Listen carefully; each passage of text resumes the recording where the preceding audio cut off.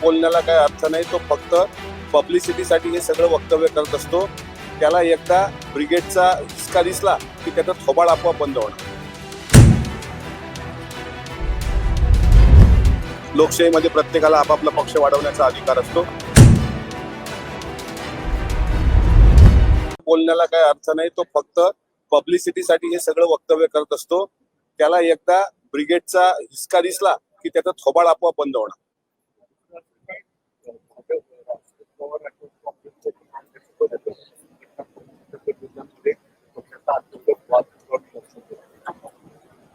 असं आहे की प्रत्येक पक्षाची एक आचारसंहिता असते. आदरणीय पवार साहेबांना खांदेपालट करायचा असेल म्हणून साहेबांनी सर्वांना विश्वासात घेऊन तो निर्णय घेतला. त्यांच्या पक्षाच्या हिताच्या दृष्टिकोनातून जर त्यांनी काही निर्णय घेतले असतील त्या निर्णयाला सर्व आम्ही शुभेच्छा देतात.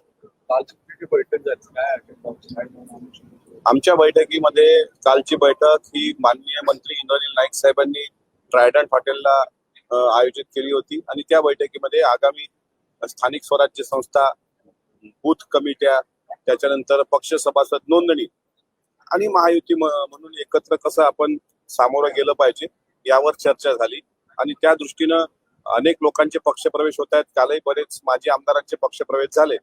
तर एक मजबूत संघटन राष्ट्रवादी काँग्रेस पक्षाचं. शेवटी लोकशाहीमध्ये प्रत्येकाला आपापला पक्ष वाढवण्याचा अधिकार असतो. त्यामुळे आदरणीय अजितदादांच्या नेतृत्वावर विश्वास ठेवत तटकरे साहेबांच्या दादांच्या माध्यमातून मोठ्या पद्धतीनं एक पक्षप्रवेश सोहळे सुरू आहेत. त्यामुळे येणाऱ्या काळामध्ये पक्ष अधिक गतिमान व्हावा यावरच सर्व चर्चा काल करण्यात आली.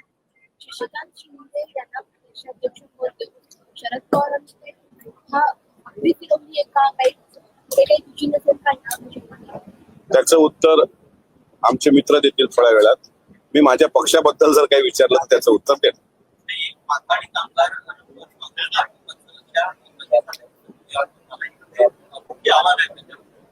नक्कीच मोठी आव्हान आहेत.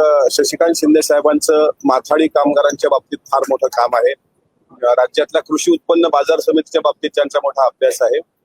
त्याच्यामुळं त्यांच्या समोरील आव्हानं पण मोठी आहेत. कारण पूर्वीच्या प्रदेशाध्यक्षांनी म्हणजे आम्ही पण बरेच वर्ष त्यांच्यासोबत काम केलं. म्हणजे जयंत पाटील साहेबांसोबत त्यांनी वन बूथ 10 यूथ ही कन्सेप्ट राबवली होती, जी आजही प्रत्येक पक्षानं राबवली पाहिजे असा तो अजेंडा आहे. त्यामुळे बूथ बांधणी, फेरबदल, धडाडीचे निर्णय घेणं ही आव्हानं त्यांच्या पुढे आहेत. पण ते लिलाया पेलतील त्याबद्दल कोणाच्याही मनात शंका नाही. शेवटी तो त्यांच्या पक्षाचा प्रश्न आहे. आम्ही फक्त शुभेच्छा त्यांना देऊ शकतो.